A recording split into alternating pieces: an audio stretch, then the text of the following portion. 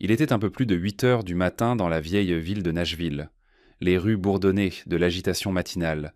Les gens se pressaient d'eau pour aller au travail, les freins des bus crissaient brusquement, et les propriétaires de magasins déverrouillaient entre leurs portes avec un cliquetis.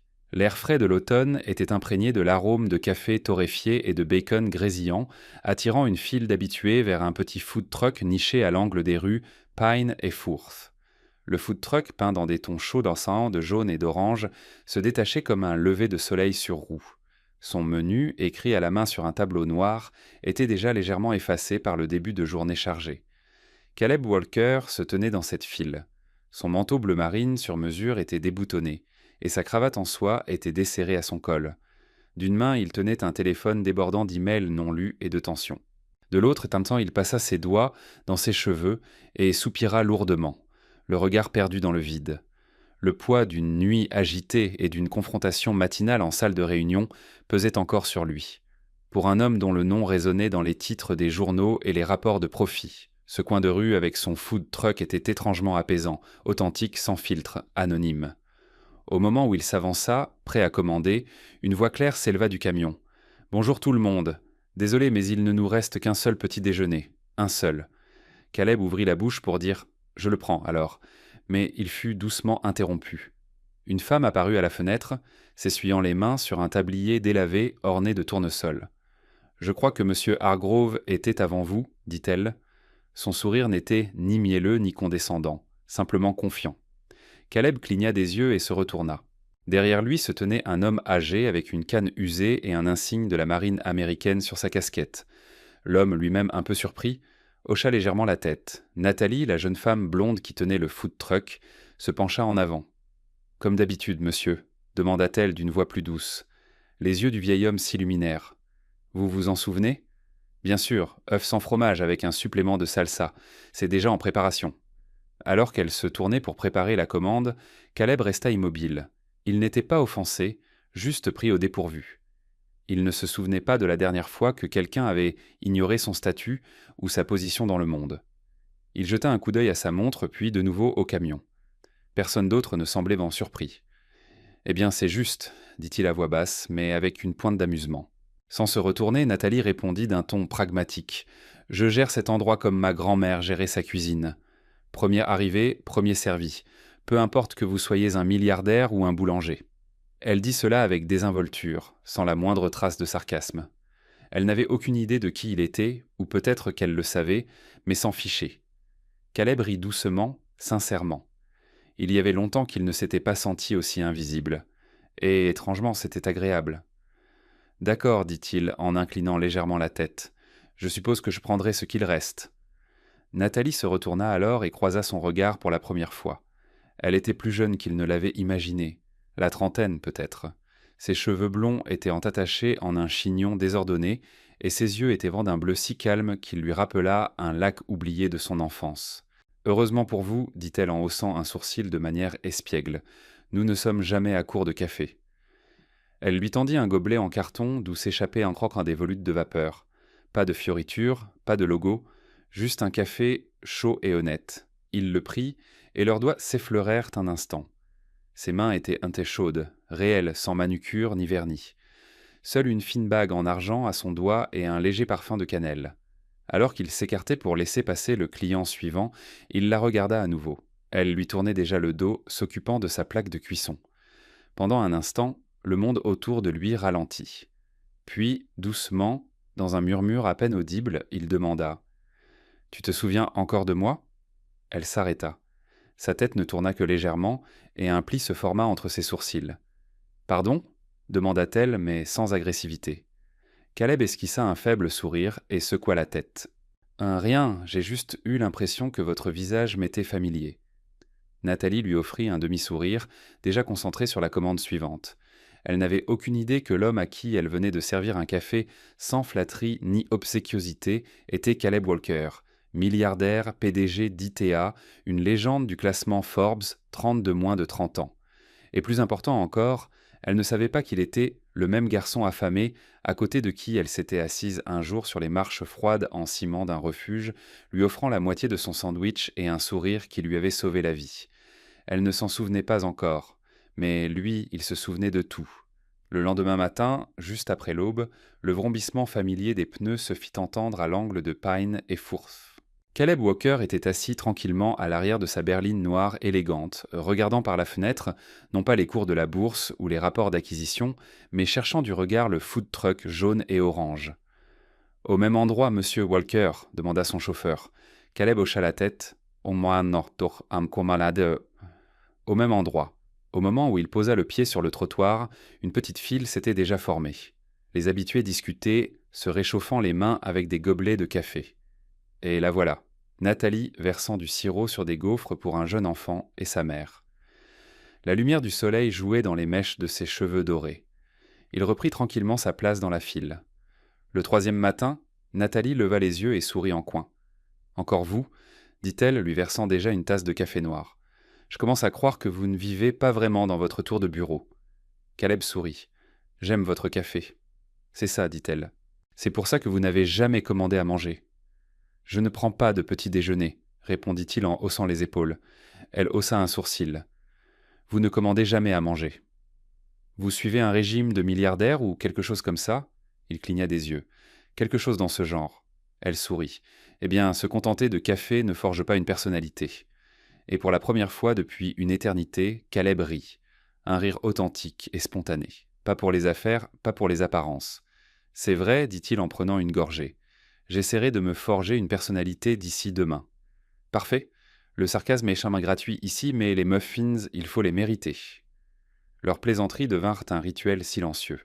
Nathalie remarqua qu'il hésitait toujours avant de commander. Ses yeux parcouraient le menu comme s'il voulait demander autre chose, mais il ne le faisait jamais. Pourtant, elle mémorisa ses préférences. Torréfaction moyenne, sans crème, un sucre, remué exactement après la troisième gorgée. Et Caleb, il remarquait tout, la façon dont elle se penchait pour lasser les chaussures d'une petite fille, comment elle glissait toujours un petit pain supplémentaire à Monsieur Lorenzo dans son fauteuil roulant, comment elle fredonnait doucement en essuyant les distributeurs de serviettes. Il voyait la gentillesse dans chacun de ses gestes, simple, naturel. « Vous vous souvenez toujours de ce que les gens aiment ?» dit-il un matin alors qu'elle lui tendait son café. Nathalie leva les yeux. « C'est un peu mon travail, non ?»« Non, répondit Caleb. Tout le monde ne le fait pas comme vous. » Il y avait quelque chose de vulnérable dans sa voix. Nathalie pencha la tête, essayant de le comprendre, mais d'autres clients arrivèrent et l'instant s'envola. Cette nuit-là, dans son appartement, perché au sommet d'un gratte-ciel, Caleb se versa un verre et ouvrit une petite boîte en bois qu'il n'avait pas touchée depuis des années.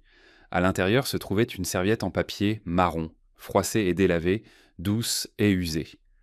L'encre avait presque disparu, mais les mots étant dorment toujours là. « N'oublie pas que tu as un avenir. » L'écriture était enfantine et maladroite. Il se souvenait de la fille dans la file de la soupe populaire du refuge. Elle avait coupé son sandwich en deux et le lui avait tendu, même si elle n'avait manifestement pas grand-chose pour elle-même.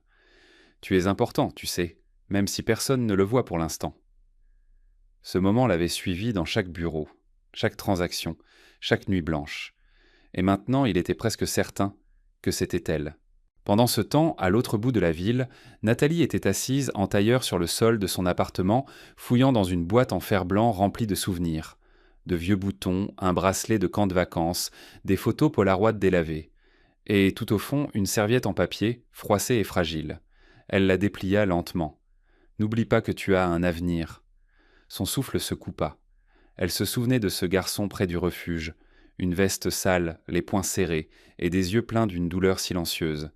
Elle lui avait offert son sandwich. Il n'avait pas dit un mot, mais quelque chose dans son visage était resté gravé dans sa mémoire toutes ces années. « Est-ce que c'est vraiment lui ?» murmura-t-elle dans le silence. « C'est toi ?» Dehors, la ville continuait de vivre. Les voitures klaxonnaient, les trains gémissaient au loin. Mais quelque chose commençait à bouger. Le fil d'un souvenir se resserrait. Aucun d'eux ne le savait encore, mais le passé venait de se fissurer et une histoire qui avait commencé avec un sandwich partagé était sur le point de recommencer. La pluie arriva soudainement, dévalant les collines de Nashville comme si elle avait attendu toute la journée pour se déchaîner. Un instant le ciel était couvert, l'instant d'après un coup de tonnerre éclata, et les rues devinrent argentées sous les lourdes gouttes. Les parapluies s'épanouirent le long des trottoirs. Les gens se précipitèrent pour s'abriter, et la file devant le food truck Don Bites se dispersa comme une volée d'oiseaux effarouchés. Nathalie était déjà dehors, se dépêchant de plier les chaises et de couvrir les récipients de condiments. L'auvent claquait violemment dans le vent alors qu'elle luttait avec une table récalcitrante. Sa queue de cheval était trempée, des mèches de cheveux dorés collaient à sa joue, mais elle continuait. « Sale bête !» marmonna-t-elle en donnant un coup de pied dans l'un des pieds de la table. « Laissez-moi vous aider. » La voix la surprit.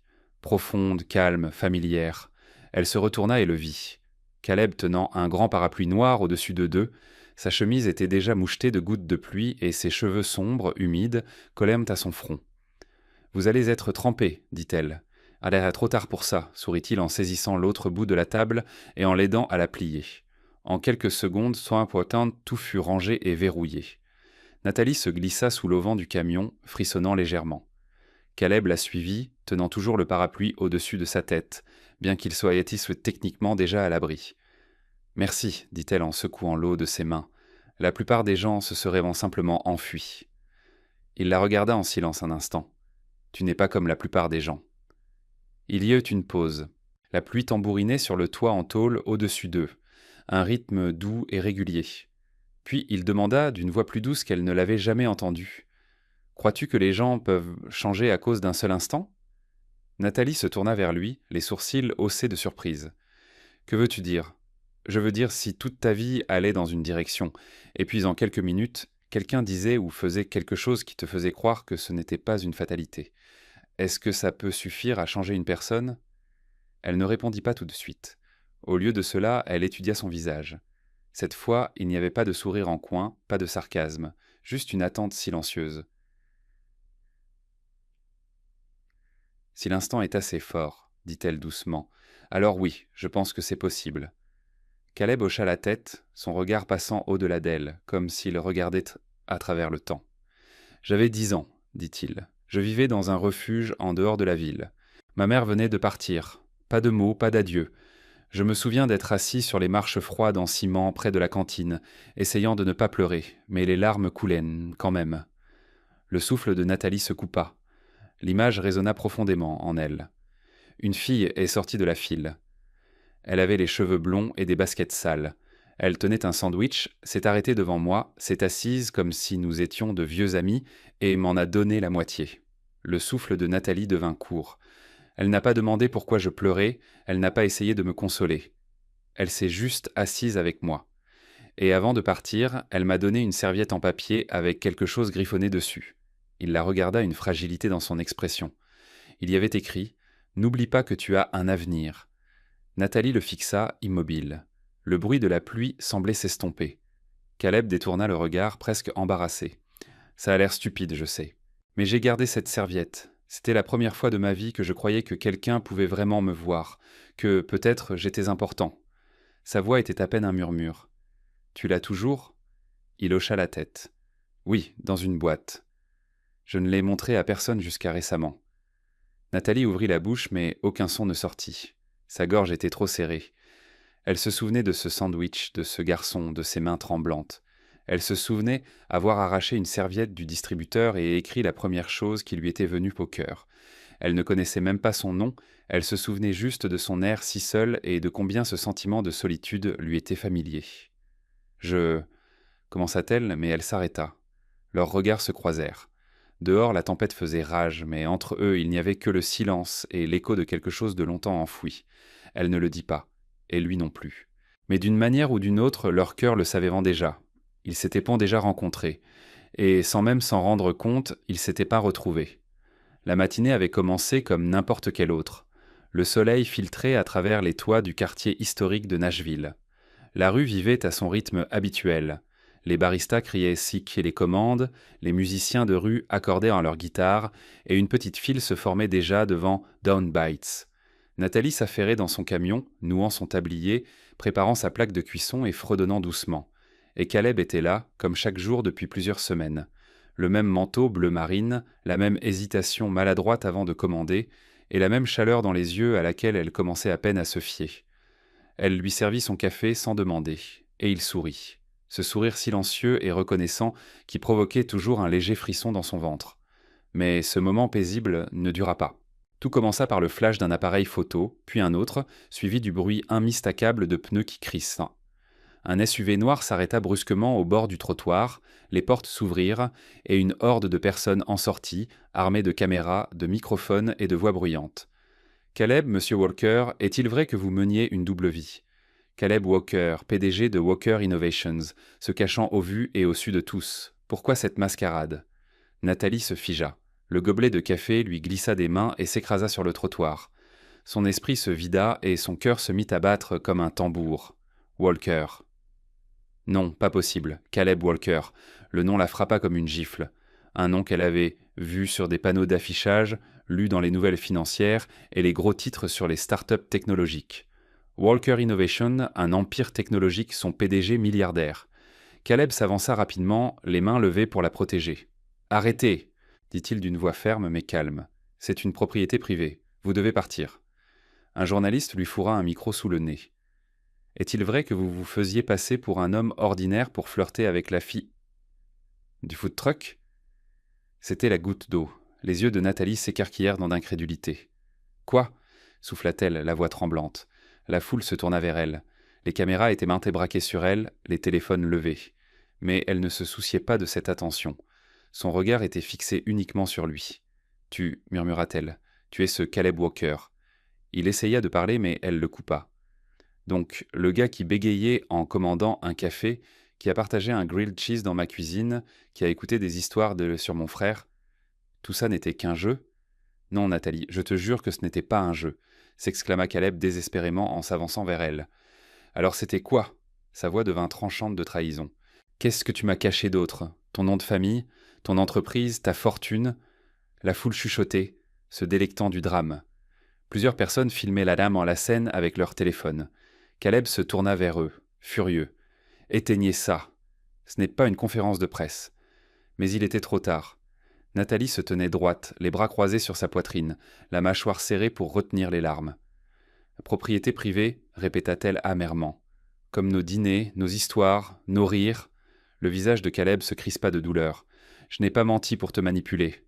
Je ne suis pas venu ici pour te tromper. » « Alors pourquoi as-tu menti ? » ?»« Parce que je ne voulais pas que tu me regardes comme tout le monde, » cria-t-il. « Je voulais juste que tu me voies pour qui j'étais. Pas un portefeuille, pas un PDG. Juste moi. » Nathalie déglutit difficilement. Ses mains tremblaient. « Eh bien, il est trop tard pour ça. » Elle se détourna et retourna dans son food truck. L'odeur d'oignons grillés et de pâtes fraîches emplit ses narines, mais maintenant elle semblait étrangère, comme si elle appartenait à l'histoire de quelqu'un d'autre. Caleb resta figé dehors. Les flashs des appareils photo crépitèrent encore autour de lui, mais la seule chose qu'il voyait était son dos, ses épaules tendues, sa tête baissée, et son cœur qui s'éloignait. De lui, il tendit la main. « Nathalie, s'il te plaît. » Sa voix était à peine audible. Elle ne se retourna pas. Elle n'en avait pas besoin. La porte claqua derrière elle et le silence qui suivit fut plus assourdissant que tout ce que les caméras auraient pu capturer. Les rues de Nashville étaient devenues plus calmes. Don Bites avait disparu. Le food truck n'était pas seulement fermé pour la journée. Il n'était plus là. Le camion autrefois coloré, qui apportait chaleur et communauté à l'angle de Pine et Rosewood, se trouvait maintenant abandonné derrière une clôture verrouillée dans un parc de réparation poussiéreux. Nathalie était assise dans sa minuscule cuisine, regardant une annonce sur son ordinateur portable. « Food truck d'occasion à vendre. Bon état. A besoin d'amour. » Le mot « amour » la brûlait. Lucas, son frère, entra dans la pièce, se frottant les yeux, toujours en pyjama. Il ne parlait pas beaucoup le matin, mais il remarqua le silence qui avait remplacé l'odeur habituelle de bacon et de pain grésillant. « On ne cuisine pas aujourd'hui ?» demanda-t-il doucement. Nathalie cligna des yeux et se détourna de l'écran. Une boule se forma dans sa gorge alors qu'elle s'agenouillait devant son frère. « Non, mon grand, » murmura-t-elle en le serrant dans ses bras. « Pas aujourd'hui. » Ses bras s'enroulèrent autour de son cou. « Mais tu cuisines toujours le vendredi. » « C'est le jour du sandwich de maman. » Un sanglot resta coincé dans sa gorge. Elle le serra plus fort, enfouissant son visage dans son épaule. « Je sais, dit-elle d'une voix brisée. « Je sais. » Lucas ne comprenait pas les détails sur les titres viraux, les milliardaires, les mensonges ou la trahison. Mais il comprenait quand les mains de Nathalie tremblaient en tenant une spatule. Il comprenait quand ses yeux ne souriaient plus. Il pose son menton sur son épaule. « Quelqu'un a brisé ton cœur ?» Nathalie laissa échapper un soupir étranglé. Oui, à l'autre bout de la ville, Caleb était assis dans son bureau d'angle chez Walker Innovations, les fenêtres du sol au plafond inondant la pièce d'une lumière qu'il ne ressentait pas. Son assistante frappa doucement. Monsieur Walker, la réunion trimestrielle du conseil d'administration, annulée. Mais les investisseurs de Zurich, j'ai dit annulée. Elle hésita, puis se retira lentement. La porte se referma, le laissant à nouveau seul. Il regarda son reflet dans la vitre. Il ne lui ressemblait plus, pas au vrai lui. C'était juste le masque soigneusement construit d'un homme qui avait tout, sauf la seule chose qu'il voulait. Il ouvrit un tiroir et en sortit une petite boîte en fer blanc, cabossée, délavée, celle qu'il avait transportée à travers les familles d'accueil, les refuges, les dortoirs et les bureaux. À l'intérieur, caché sous de vieilles photos, se trouvait un morceau de papier carré, jauni par le temps, délavé, mais toujours lisible. « N'oublie pas que tu as un avenir. » L'écriture était à l'encre bleue, un peu de travers, probablement faite à la hâte.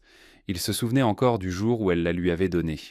Il était un garçon maigre avec de la saleté sur les joues et une tempête dans la poitrine. Et elle était une fille avec un sandwich chaud, des yeux doux et une sorte d'espoir auquel il ne croyait pas à l'époque. « Tu es important. Tu sais, même si personne ne le voit pour l'instant. » Il ne connaissait pas son nom à l'époque, mais sa voix était restée avec lui. Et maintenant, il savait que c'était elle.